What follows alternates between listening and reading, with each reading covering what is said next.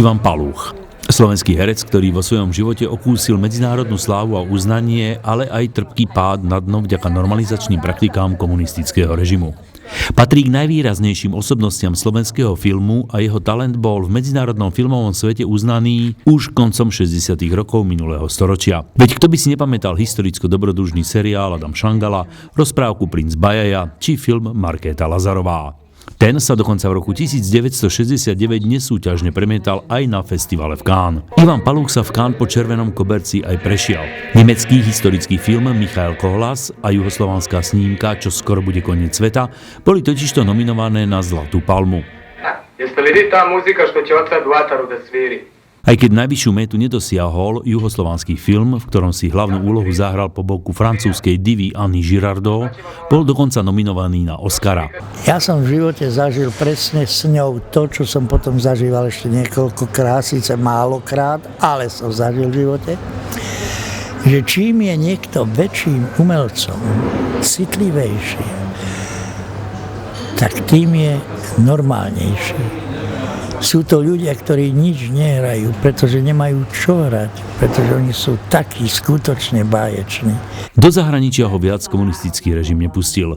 Ako jeden zo signatárov Charty 77 a vyhlásenia 2000 slov nemohol dokonca niekoľko rokov pracovať ani ako pomocný robotník.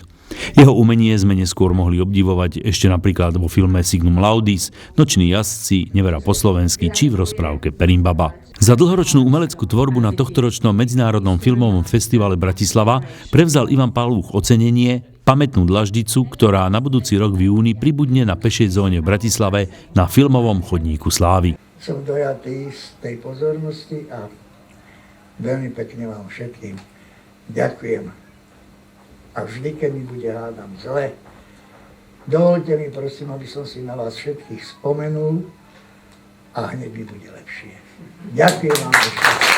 Ďakujem krásne, patrí vám to. Ocenenie hercovi odovzdala riaditeľka vydavateľstva Star Production Mária Reháková, ktorá prišla s myšlienkou uctiť si divadelných a filmových hercov práve touto formou. Keď sme prvú tú dlaždicu dávali pánovi Chudíkovi, tak ja som bola prekvapená, lebo pán Chudík má strašne veľa ocenení a tú dlaždicu, keď sme osádzali prvú, on si tam klakol a tiež má problémy aj s nohami a on povedal, že ja si tu klaknem, tú dlaždickú boskaliu a povedal, že možno, že ani sa nepostavím, ale že to je pre neho najcennejšia tá dlaždica, lebo všetky tie ostatné ocenenia, čo má, tak má v skrini za sklom, tie nevidno, ale táto tu zostane, aj keď ja tu nebudem. A to je to, čo som povedala, že naozaj tie dlaždice v tom chodníku slávy, to je vlastne odkaz pre budúce generácie, lebo my tu nebudeme, ale tá dlaždica tam zostane s tým menom a myslím, že to aj budúca generácia by mala poznať týchto ľudí, mala by poznať teda aj ich diela a keď ich nebude poznať, tak určite keď pôjde veľa tej dlaždici, tak asi si aspoň